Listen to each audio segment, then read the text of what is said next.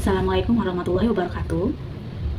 Kami dari kelompok 1 di sini akan mencoba untuk mempresentasikan mengenai hasil laporan praktikum kami, yaitu terkait identifikasi dan analisis karbohidrat. Sebelum itu, perkenalkan, nama saya adalah Fujira Maulia dengan NIM 2404080020. Saya Ayah Saputra Mania Zulfa Kesowo dengan NIM 24040800005. Perkenalkan, nama saya Giovan Benayatistira dengan NIM 240808007. Perkenalkan, nama saya Anggun Firna Aulia Cahyani dengan NIM 24040808019.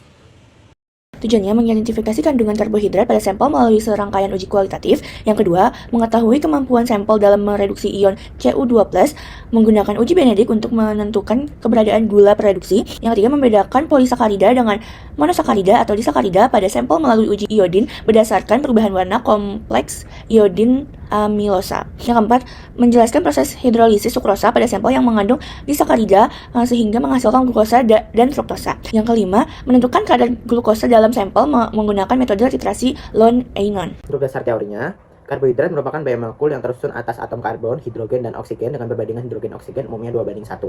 Berdasarkan strukturnya, karbohidrat dibedakan menjadi monosakarida, disakarida, oligosakarida, dan polisakarida. Monosakarida seperti glukosa, fruktosa, dan galaktosa merupakan unit paling sederhana, sedangkan disakarida seperti sukrosa dan laktosa tersusun dari 2 monosakarida. Polisakarida contohnya pati dan selulosa merupakan polimer panjang dari banyak unit gula. Lalu salah satu sifat penting karbohidrat adalah kemampuannya sebagai reduktor. Monosakarida dan sebagian disakarida dapat mereduksi ion Cu2+ pada uji Benedict menghasilkan endapan CO2O berwarna merah bata. Uji ini digunakan untuk membedakan gula prereduksi seperti glukosa, fruktosa, galaktosa, dan laktosa dari gula non-prereduksi seperti sukrosa. Sukrosa baru akan menunjukkan hasil positif setelah dihidrolisis menjadi glukosa dan fruktosa yang bersifat prereduksi. Selain itu, uji iodium digunakan untuk mendeteksi polisakarida seperti pati yang menghasilkan warna biru pada amilosa dan merah kecoklatan pada amilopektin. Setelah pati dihidrolisis menjadi gula sederhana, hasilnya akan positif pada uji Benedict. Analisis kadar glukosa dalam urin juga dilakukan berdasarkan reduksi Cu2+. Dalam suasana basah dengan perubahan warna bertahap selama titrasi, beberapa penelitian di Indonesia menunjukkan hasil positif uji molis, Benedict, dan iodium pada bahan pangan seperti ubi jalar, pisang, kentang, singkong, dan madu, menegaskan efektivitas uji ini untuk identifikasi karbohidrat. Selanjutnya ada alat bahan. Ini merupakan alat yang kita pakai. Selanjutnya ada bahan dapat dilihat pada layar. Selain bahan utama, ada pula bahan pendukung lainnya seperti pada layar. Oke, kita masuk ke prosedur kerja, yaitu yang pertama adalah identifikasi sifat gula prereduksi dengan menggunakan uji Benedict, di mana langkah pertama adalah dengan diambil larutan Benedict 1% dari daftar mulai dari glukosa hingga amilum sebanyak 5 tetes. Selain itu diambil juga aqueous sebagai kontrol, dimasukkanlah ke dalam tabung reaksi. Setelah itu dapat ditambahkan dengan larutan Benedict sebanyak 5 tetes. Setelah ditambahkan dengan larutan Benedict, dapat dikocok tabung reaksinya dan setelahnya dapat dipanaskan dengan penanas air. Nah, saat pemanasan itu akan terlihat perubahan warnanya dan dapat dicatat perubahan warnanya. Lalu ada prosedur kedua, yaitu adalah identifikasi amilum, di mana identifikasi amilum itu dapat dilakukan dengan menggunakan 2 uji, yaitu yang pertama adalah uji iodium, di mana uji iodium ini itu kita menggunakan 2 tabung reaksi, di mana tabung reaksi pertama itu tanpa pengenceran, di mana larutan amilum itu diambil sebanyak 10 tetes. Nah, untuk tabung yang kedua itu dilakukan pengenceran terlebih dahulu dengan melarutkan atau mengencerkan 1 mili amilum ke dalam 10 mili dengan menggunakan aqueous. Nah, setelah itu 2 tabung ini itu dapat ditambahkan 2 tetes iodium dan dapat diamati perubahan warnanya. Lalu identifikasi amilum itu dapat dilakukan juga dengan uji amilum menggunakan asam, di mana dapat ditambahkan 5 tetes larutan amilum, terus ditambahkan juga 10 tetes HCl ke dalam tabung reaksi dan dipanaskan. Nah, dalam 5 menit, setiap 5 menit itu dapat diuji dengan menggunakan larutan iodium dari larutan itu biru ke tidak berwarna hingga tidak berwarna. Nah, setelah tidak berwarna itu dapat didinginkan, dan setelah didinginkan dapat ditambahkan dengan NaOH 10%. Selanjutnya dapat diuji dengan menggunakan uji Benedict untuk melihat perubahan warnanya. Prosedur ketiga itu adalah hidrolisis sukrosa, di mana hidrolisis sukrosa itu dapat ditambahkan dengan 10 larutan sukrosa 1%. Setelahnya ditambahkan dengan 1 tetes larutan HCl pekat dan dipanaskan dalam penanas selama 10 menit. Habis itu didinginkan, dan setelah dingin ditambahkan NaOH 10% hingga larutan menjadi basah. Habis itu dapat diuji setelahnya menggunakan kertas lakmus untuk melihat perubahan pH-nya hingga pH-nya itu basah atau berwarna biru untuk diuji lakmusnya. Lalu setelahnya itu dapat dilakukan juga uji Benedict untuk melihat perubahan yang terjadi. Yang terakhir, prosedur terakhir adalah penentuan kadar glukosa dalam sampel, di mana langkah yang pertama dilakukan itu adalah ditambahkan dalam Erlenmeyer 5 mili CuS4. Setelahnya dapat ditambahkan juga larutan signet sebanyak 5 mili dan ditambahkan 2,5 mili larutan kalium ferrosianida 5%. Di sini kita menggunakan 2 perlakuan dalam titrannya, di mana pada titrannya untuk Erlenmeyer yang pertama itu titrannya menggunakan larutan glukosa 0,5 Nah, sedangkan untuk elemen kedua, titrannya itu menggunakan larutan sampel berbanding dengan glukosa itu 2:1. Nah, lalu masing-masing elemen ini nanti bakal dititrasi dan akan dilihat perubahan warna dan juga dapat dicatat volumenya. Selanjutnya yaitu hasil analisis dan pembahasan. Untuk uji Benedis merupakan salah satu uji kimia yang digunakan untuk mendeteksi adanya gula reduksi dalam suatu larutan. Gula reduksi adalah karbohidrat yang memiliki gugus aldehid atau keton bebas yang mampu mereduksi ion CU2+ dari larutan Benedis menjadi CU2O berwarna merah bata. Warna yang dihasilkan selama pemanasan menunjukkan seberapa besar kemampuan reduksi suatu gula, mulai dari biru, hijau, kuning, orange hingga merah bata. Bisa dilihat, ini adalah data dari kelompok 1 sampai 6. Kita langsung pembahasan. Dari uji Benedis yang telah dilakukan kelompok 1 sampai 8 untuk sampel glukosa, fruktosa, galaktosa, silosa, arabinosa, dan laktosa mendapatkan hasil dari biru menjadi endapan merah bata setelah dipanaskan yang menunjukkan hasil positif. Hasil positif pada uji Benedis membuktikan bahwa gula reduksi berperan penting dalam metabolisme serta dapat diidentifikasi secara cepat dan akurat melalui pengamatan perubahan warna pada lautan. Namun pada kelompok 6 dan 7 terdapat perbedaan hasil. Kelompok 6 dan 7 menunjukkan warna hijau pada beberapa sampel. Ini menandakan adanya gula reduksi dengan konsentrasi rendah. Warna hijau ini menandakan reaksi positif lemah yang dipengaruhi oleh jumlah gula rendah, proses pemanasan, dan sifat kimia sampel. Selanjutnya pada sampel sukrosa menunjukkan hasil yang berbeda dibandingkan yang lain, yaitu perubahan warna larutan hanya menjadi hijau muda, tanpa endapan merah bata yang signifikan. Meski hasil tetap positif lemah uji Benedis, ini karena sukrosa tergolong gula non-reduksi sehingga reaksi sebagai berikut. Tetapi pada hasil kelompok 4, 5, dan 8 mendapat warna kuning dan orange, menunjukkan adanya reaksi positif lemah sampai sedang yang memungkinkan dipicu oleh hidrolisis sukrosa menjadi gula reduksi dan faktor konsentrasi serta prosedur pengujian.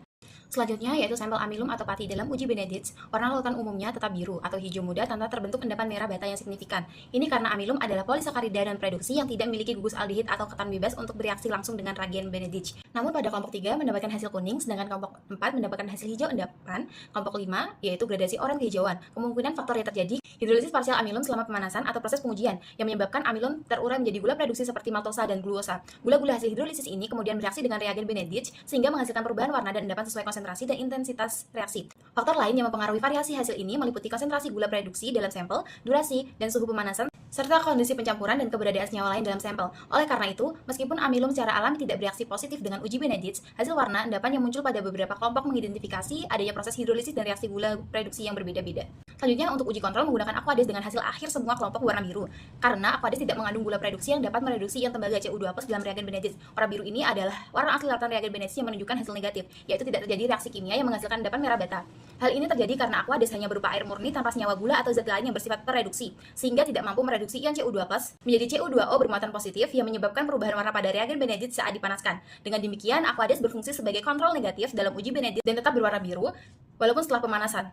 Selanjutnya yaitu uji larutan Benedis menggunakan sampel urin. Pada kelompok 1 dan 2 sama-sama melakukan uji Benedis untuk mendeteksi gula reduksi dalam urin. Kelompok 1 menunjukkan warna biru kehijauan yang menandakan keberadaan gula reduksi dalam kadar rendah.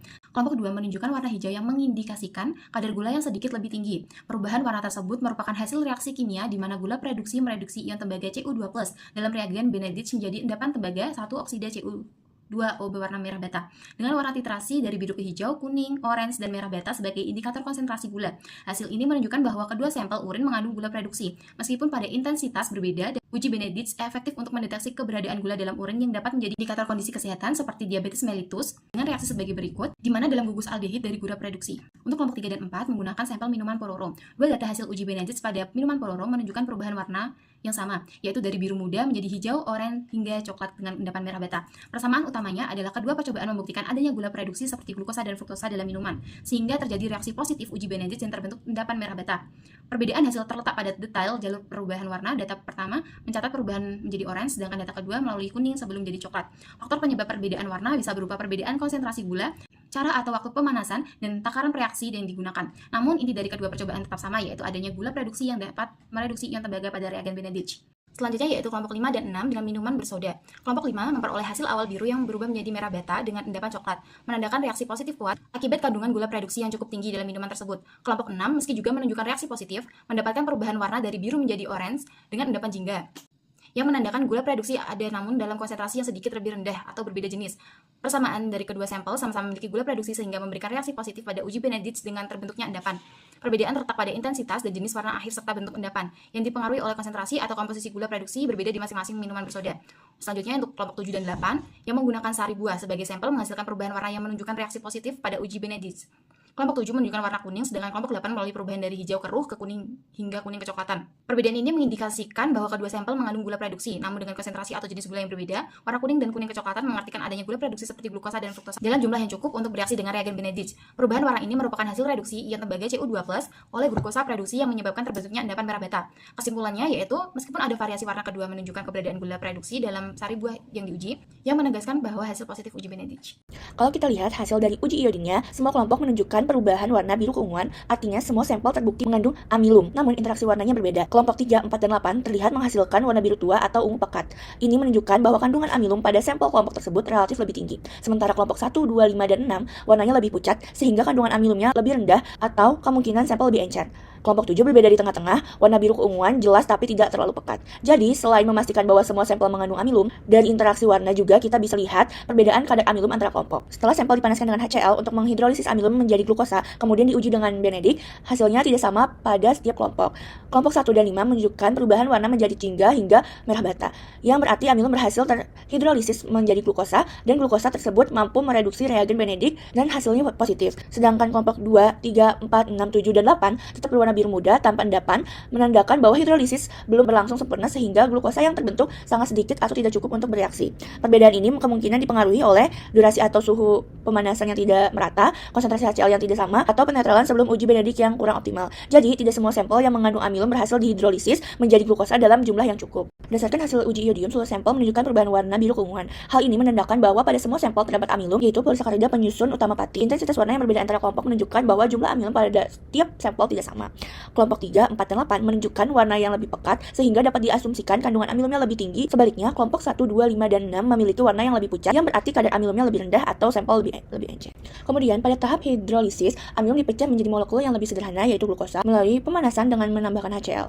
Proses ini sebenarnya memutuskan ikatan glikosidik pada rantai polisakarida. Namun, hasil uji Benedict menunjukkan bahwa tidak semua sampel berhasil hidrolisis dengan baik. Hal ini terlihat dari kelompok 1 dan 5 menunjukkan warna jingga hingga merah bata, menandakan terbentuknya glukosa dalam jumlah cukup, sehingga mampu mereduksi reagen Benedict, sedangkan kelompok 2, 3, 4, 6, 7, dan 8 tetap berwarna biru muda, sehingga glukosa yang terbentuk sedikit atau hampir tidak ada. Perbedaan tingkat keberhasilan ini dapat disebabkan oleh beberapa faktor seperti suhu pemanasan yang tidak seragam, sehingga reaksi hidrolisis tidak berjalan optimal, konsentrasi HCl yang berbeda antara kelompok yang mempengaruhi kecepatan pemutusan ikatan glikosidik, atau proses netralisasi yang kurang tepat sebelum uji Benedict, sehingga reaksi reduksi tidak terjadi. Oke, sekarang kita masuk ke bagian hasil, analisis data, dan juga pembahasan untuk hidrolisis sukrosa. Mana kita menggunakan data dari kelompok 1 hingga kelompok 8, dapat dilihat perbedaan-perbedaan gambar atau hasil akhir dari masing-masing kelompok. Nah, kita tahu kalau sukrosa itu yang telah diasamkan, lalu dipanaskan dan diberikan larutan Benedict, itu akan memberikan larutan berwarna biru. Nah, setelah itu, ketika dia ditambahkan pemanasan atau diberikan dilakukan pemanasan, itu nanti warnanya akan berubah menjadi orange yang memiliki endapan merah bata. Nah, dapat dilihat di sini, di mana yang sesuai dengan hasil itu adalah kelompok 1, 2, 3, 4, 5, 6, dan 8, yang memperlihatkan hasil yang sesuai dengan teori ketika diuji dengan Benedict. Nah, sedangkan untuk kelompok 7 yang sudah dilakukan pemanasan juga, ternyata hasil akhirnya itu tidak berubah atau warna larutannya tetap biru. Dimana kita tahu bahwa sukrosa sendiri itu kan merupakan disakarida yang berasal dari 1 unit glukosa dan 1 unit fruktosa, dimana keduanya ini membentuk suatu ikatan glikosidik antara karbon anomerik glukosa di alfa 1 dan karbon anomerik di fruktosa beta 2, sehingga sukrosa itu tidak mempunyai gugus aldehida atau keton bebas dan tidak dapat mereduksi Cu2+. Nah, secara kimia, pada proses hidrolisis asam ini, HCl itu berfungsi sebagai sumber ion H+ atau sumber proton, dimana proton ini nanti akan menyerang atom oksigen pada ikatan glikosidik sehingga oksigen itu nanti dapat terprotonasi. Nah, setelah oksigen itu mengalami protonasi, ikatan C dan O itu akan menjadi lebih polar dan melemah sehingga mudah terputus. Pemutusan ikatan ini itu akan menghasilkan suatu karbokation yang cukup stabil. Selanjutnya, nanti molekul air itu akan bertindak sebagai nukleofil dan akan menyerang karbokation tersebut, di mana akibatnya nanti akan terbentuk dua molekul monosakarida yang masing-masing memiliki gugus hidroksil atau OH, yaitu adalah glukosa dan juga fruktosa.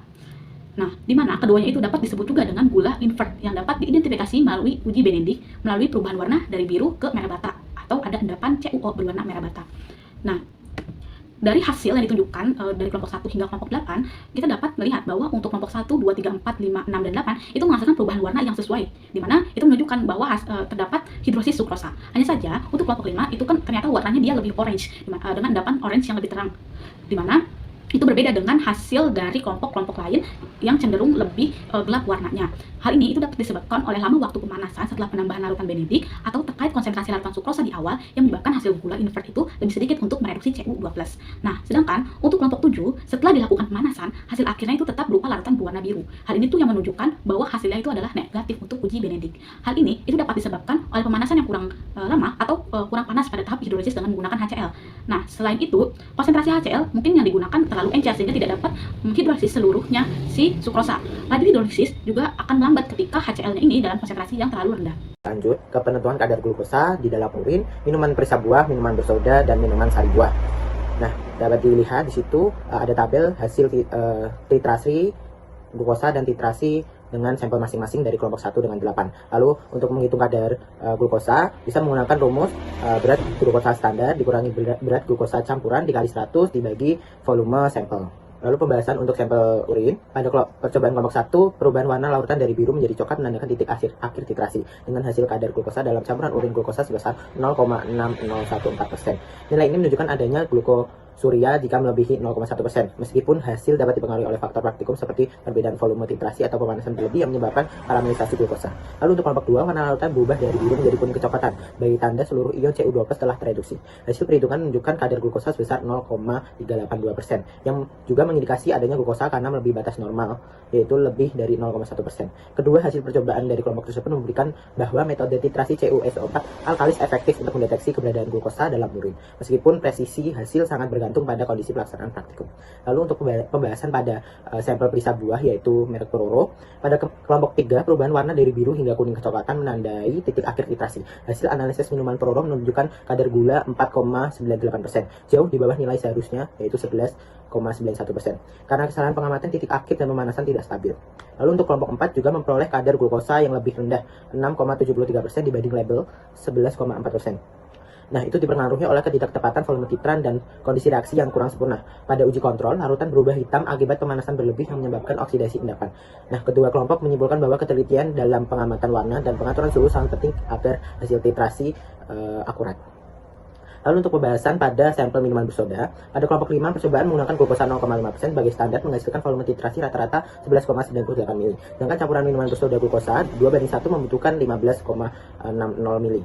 Berdasarkan perbandingan volume titrasi diperoleh kadar gula sekitar 3,13% dengan galat 34,79%. Dari kadar sebenarnya yaitu 4,8%. Kesalahan ini diduga akibat titrasi berlebih yang menyebabkan warna akhir menjadi hitam kecoklatan. Sementara itu, kelompok 6 hasil titrasi menunjukkan volume 4,8 mili untuk larutan glukosa yaitu 25 mili untuk campuran soda glukosa, menghasilkan kadar akhir 0,848% setelah dikalikan faktor penggeseran. Nilai ini jauh lebih rendah dari kadar pada label yaitu 4%, dengan selisih 80% kemungkinan akibat kesalahan pengukuran, ketidakstabilan reaksi, serta pengaruh gas karbonasi. Kedua hasil ini menunjukkan hasil ketelitian bahwa pengamatan warna dan kontrol reaksi sangat berpengaruh terhadap akurasi hasil titrasi glukosa. Lalu pembahasan pada minuman sari buah Buahvita, kelompok 7, titrasi dilakukan terhadap sampel minuman Buahvita dengan larutan glukosa 0,5% sebagai standar, rata-rata volume 7,25 mili, dan campuran Buahvita glukosa 2:1 memerlukan 9,25 mili. Dari hasil perhitungan diperoleh kadar glukosa sebesar 5,63%, lebih rendah dari kadar pada kemasan 8,1%. Perbedaan ini disebabkan oleh adanya karbohidrat lain seperti fruktosa dan sukrosa yang turut bereaksi, ketidaktepatan dalam pengamatan titik akhir, serta fluktuasi suhu saat pemanasan. Hasil percobaan kelompok 8 menunjukkan bahwa volume titrasi larutan glukosa 0,5% adalah 5,0 mili, sedangkan campuran sari buah glukosa 2:1 membutuhkan 7,5 mili titran. Dari perhitungan diperoleh kadar glukosa dalam sari buah sebesar 12,47%. Nilai ini menunjukkan kadar gula yang cukup tinggi dan sesuai dengan karakteristik sari buah yang kaya akan gula reduksi. Lalu untuk kesimpulannya, dari rangkaian percobaan yang dilakukan oleh seluruh kelompok dapat disimpulkan bahwa uji genetik berhasil mengidentifikasi keberadaan gula reduksi seperti glukosa, fruktosa, galaktosa, silosa, arabinosa, dan laktosa melalui perubahan warna dari biru menjadi hijau, kuning, orange, hingga merah bata setelah dipanaskan. Variasi warna menunjukkan perbedaan konsentrasi gula reduksi pada masing-masing sampel. Warna hijau menandakan reaksi positif lemah, sedangkan endapan merah bata menunjukkan reaksi positif kuat. Perbedaan hasil antar kelompok terutama pada sampel sukrosa dan amilum terjadi karena faktor pemanasan, konsentrasi larutan, waktu reaksi, serta tingkat hidrolisis. Sukrosa sebagai gula non-reduksi hanya menunjukkan hasil positif lemah setelah mengalami hidrolisis menjadi glukosa dan fruktosa, sedangkan amilum menunjukkan hasil negatif kecuali jika terhidrolisis bagian selama pemanasan. Lalu pada uji iodium, seluruh sampel menunjukkan warna biru ungu yang menandakan keberadaan amilum, dengan intensitas warna berbeda-beda antar kelompok sesuai kadar amilumnya. Uji hidrolisis amilum dengan HCl membuktikan bahwa hanya beberapa kelompok yang berhasil mengubah amilum menjadi glukosa, sehingga memberikan hasil positif pada uji genetik. Lanjutan, dalam uji titrimetri, semua kelompok berhasil membuktikan bahwa gula reduksi dapat ditentukan kadarnya secara kuantitatif melalui reaksi reduksi ion Cu2+ menjadi Cu2O, meskipun terdapat variasi hasil dan galat antar kelompok akibat perbedaan prosedur dan kondisi reaksi. Seluruh percobaan membuktikan prinsip dasar bahwa karbohidrat reduksi dapat diidentifikasi secara kualitatif dan kuantitatif menggunakan metode kimia sederhana berbasis reaksi redoks dan pembentukan kompleks warna.